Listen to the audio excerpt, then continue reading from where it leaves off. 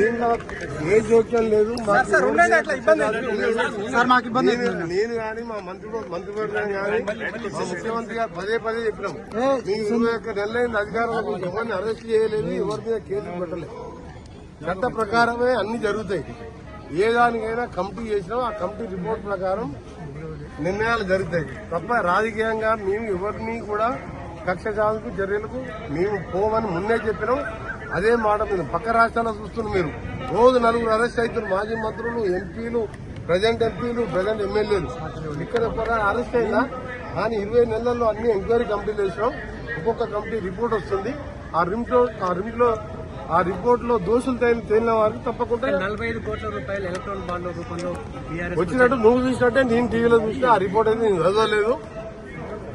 అలా వచ్చిందంటే చట్టం తరఫున పని చేసుకుంటుంది.